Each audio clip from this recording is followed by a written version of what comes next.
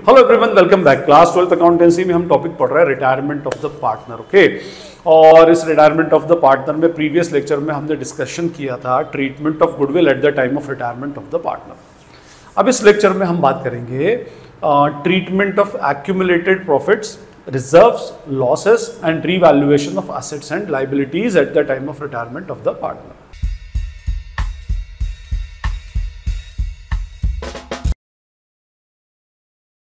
ये जो हमारा ट्रीटमेंट है, treatment of accumulated profits, reserves eight the time of retirement of the partner, ये कोई इतना बहुत मेजर और बहुत कंसेप्चुअल टॉपिक नहीं, क्योंकि ऑलरेडी हम ये same to same topic discuss कर चुके हैं at the time of change in PSR between existing partners and at the time of admission of the partner. बस सेम टू सेम ट्रीटमेंट है। देखिए, एक्यूमुलेटेड रिजर्व्स का meaning होता है वो रिजर्व्स, एक्यूमुलेटेड प्रॉफिट्स का मीनिंग होता है वो प्रॉफिट जो अभी पार्टनर्स को डिस्ट्रीब्यूट नहीं हुआ, और रिजर्व्स का मीनिंग होता है प्रॉफिट का वो पार्ट जो आपने किसी एक स्पेसिफिक रिजर्व में डाल दिया था। ओके, अब जैसे let's suppose this is our balance sheet. अब ये बैलेंस शीट है, तो इस बैलेंस शीट के अंदर ये हमारी लायबिलिटी साइड है, ये हमारी एसेट साइड है। लायबिलिटी साइड में हमें क्या मिलती है? कैपिटल मिलती है ए, बी और सी पार्टनर्स की। बिसाइड्स यहां पर अगर लेट सपोज कुछ रिजर्व्स पड़े हुए हैं, है ना, रिजर्व्स मान लीजिए 5 लाख रुपीस के रिजर्व्स है। अच्छा, ये एबीसी है, इनका प्रॉफिट शेयरिंग रेशियो 5:3:2 है और ए फर्म से रिटायर हो रहा है, लेट सपोज हम ये मान लें इसमें। बिसाइड्स एक वर्कमेंस कॉम्पनसेशन फंड होता है, let suppose workmen's compensation fund 2 lakh रुपए का है। इन्वेस्टमेंट फ्लक्चुएशन फंड मान लीजिए 3 लाख रुपीस का है, और उसके अलावा कोई और P&L प्रॉफिट के फॉर्म में पैसा पड़ा हुआ है 1 लाख रुपीस का। ये हमारे कुछ रिजर्व्स हैं। अच्छा, एक EPF भी होता है, मान लो EPF 5 लाख रुपीस का है, बट EPF डिस्ट्रीब्यूट होने वाला प्रॉफिट नहीं होता, इसलिए मैंने बताया कि आपका कंफ्यूजन दूर हो जाए। इधर अगर मान लीजिए आपके पास कोई ओल्ड गुडविल पड़ी है 3 लाख रुपीस की, और आपके पास एडवर्टीजमेंट सस्पेंस, या हम बोल सकते हैं उसको किस फॉर्म में, प्रिलिमिनरी एक्सपेंस के फॉर्म में कुछ अमाउंट पड़ा हुआ है।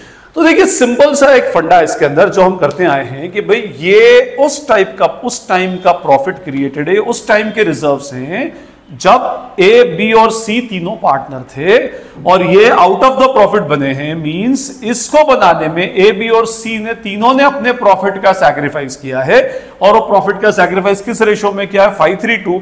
अब एक बंदा जा रहा है, तो हम क्या करें? पार्टनरशिप फॉर्म का रिकॉन्स्टिट्यूशन होगा। तो सबसे सिंपल सा फंडा होता है कि इन रिजर्व्स को सारे पार्टनर जिनका जितना राइट था उस रेशो में उनको डिस्ट्रीब्यूट करके काम खत्म कर दो। ठीक है, तो उसके लिए हम क्या करते हैं भाई, जैसे रिजर्व्स है तो एंट्री क्या बनेगी रिजर्व्स की? Reserves account debit. रिजर्व्स को डेबिट किया, और किस किस ने बनाया था? नेचुरली एबीसी ने, तो एबीसी को हम क्या करेंगे? उसमें डिस्ट्रीब्यूट कर देंगे। लेट सपोज जैसे ये 5 लाख है।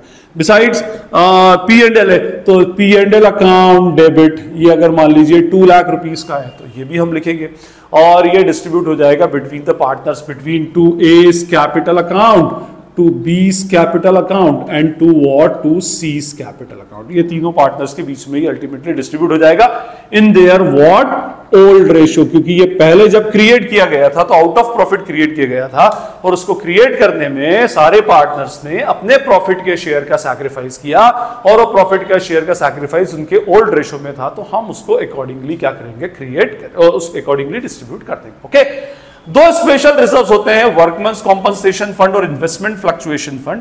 वर्कमेंस कॉम्पनसेशन फंड के बारे में मैं आपका एक स्पेसिफिक वीडियो है जब मैंने बनाया था eight the time of change in PSR between existing partners, आप उसको देख सकते हैं, तो आपको WCR के सारे ट्रीटमेंट समझ आ जाएंगे। एक्चुअली WCR को मैं स्पेशली इसलिए बता रहा हूं क्योंकि WCR एक स्पेशल रिजर्व है। वर्कर्स को के साथ अगर कोई अनसर्टेनिटी, कोई एक्सीडेंट हो जाता है तो उसके लिए क्रिएट किया गया रिजर्व है। तो हम ये देखते हैं, पहले WCR भी बनता तो आउट ऑफ द प्रॉफिट ही है, बनाया कौन से प्रॉफिट से? जो ओल्ड पार्टनर्स ओल्ड रेशो में डिस्ट्रीब्यूट करते थे, बट हम उसको, और ये भी eight the time of retirement distribute होगा, बट डिस्ट्रीब्यूट करने से पहले ये देखेंगे कहीं इसके अगेंस्ट कोई आउटस्टैंडिंग क्लेम तो नहीं है। अगर कोई आउटस्टैंडिंग क्लेम है तो उस आउटस्टैंडिंग क्लेम को छोड़कर बाकी का अमाउंट क्या कर दिया जाएगा? Between the partners old ratio में डिस्ट्रीब्यूट हो जाएगा।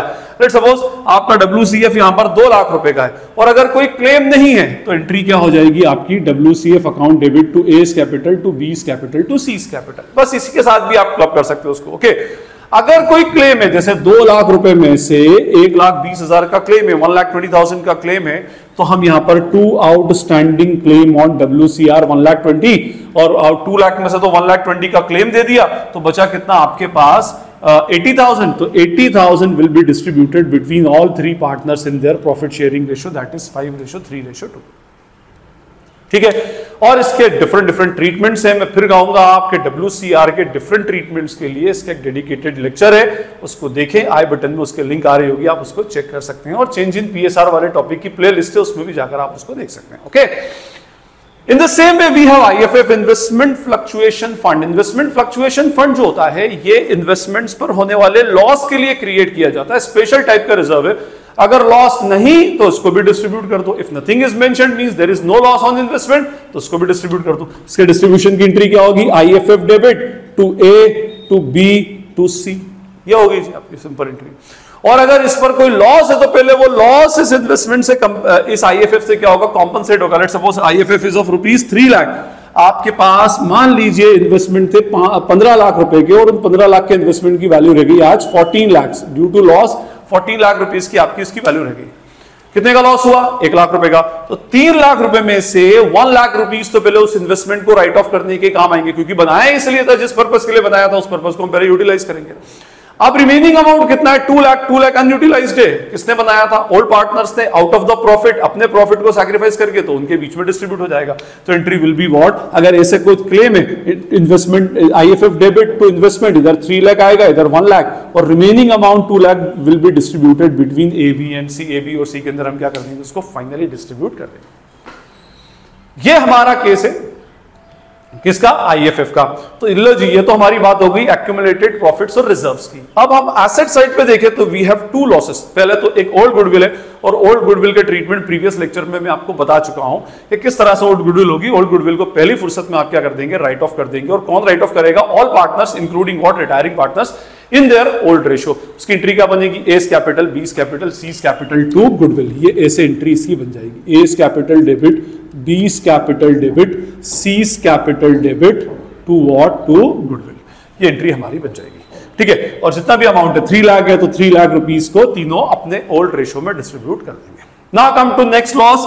यहां पर एडवर्टीजमेंट सस्पेंस, प्रिलिमिनरी एक्सपेंस। ये कौन सा है? ये ऐसे लॉसेस हैं जिनको अभी तक प्रॉफिट एंड लॉस के अगेंस्ट राइट ऑफ नहीं किया गया, उनको राइट ऑफ नहीं किया गया बुक में से। एज इट इज, जैसे थे वो वैसे के वैसे ही हैं। तो क्या करें आप भाई? लॉस उस टाइम के थे जब ए उनके साथ में शामिल था, अब ए फर्म से रिटायर हो रहा है, तो अब क्या करना पड़ेगा? पहले इन लॉसेस को राइट ऑफ करना पड़ेगा। Same entry will be pass what? A's capital debit, B's capital debit, C's capital debit to advertisement suspense और to preliminary expense in their which ratio? In their old ratio. Old ratio में क्या करो? इसको right of कर दो। तो ये हमारे ट्रीटमेंट है एक्यूमुलेटेड प्रॉफिट्स के, रिजर्व्स के eight the time of retirement of the partner के। जब कोई पार्टनर फर्म से रिटायर होता है तो उस केस में एक्यूमुलेटेड प्रॉफिट्स का, रिजर्व्स का, एक्यूमुलेटेड लॉसेस का और ओल्ड गुडविल का क्या ट्रीटमेंट करते हैं मैंने आपको बता दिया। और सिंपल सा ट्रीटमेंट है यार।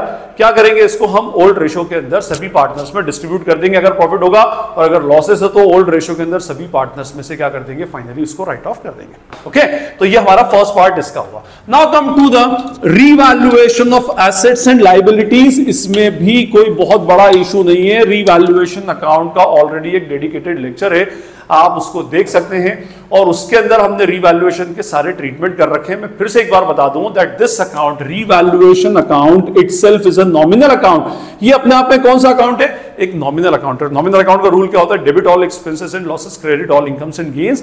जब पार्टनर जाता है, जिस तरह से पार्टनर के आते टाइम हम क्या करते हैं? सारी एसेट्स और लायबिलिटीज का रीवैल्यूएशन और रीअसेसमेंट करते हैं रिस्पेक्टिवली, उसी तरह से पार्टनर के जाते टाइम पर भी क्या होता है कि सारी एसेट्स और लायबिलिटीज का रीवैल्यूएशन होगा। भाई जाने वाला पार्टनर बोल सकता है कि ये जो बिल्डिंग हमने बैलेंस शीट में दिखाई है तो हमने 10 साल पहले बाई की थी, और 10 साल पहले इसकी वैल्यू 80 लाख रुपीस थी, आज 3 करोड़ से, तो इस बिल्डिंग का रीवैल्यूएशन करो। हो सकता है मेरे जाने के बाद आप बेच दो तो आपको तो 3 करोड़ रुपए का, 3 करोड़ में बिक जाएगा, 2 करोड़ 20 लाख रुपए का फायदा हो जाएगा। तो आप, ये उस टाइम की क्रिएटेड बिल्डिंग थी जब मैं आप लोगों के साथ पार्टनर था, और अब मुझे मालूम है कि ये 2 करोड़ से कम में नहीं बिकेगी, तो इसका रीवैल्यूएशन करो। जो भी प्रॉफिट और लॉस होगा उस प्रॉफिट लॉस के अंदर मुझे भी शेयर करो, मुझे भी दो।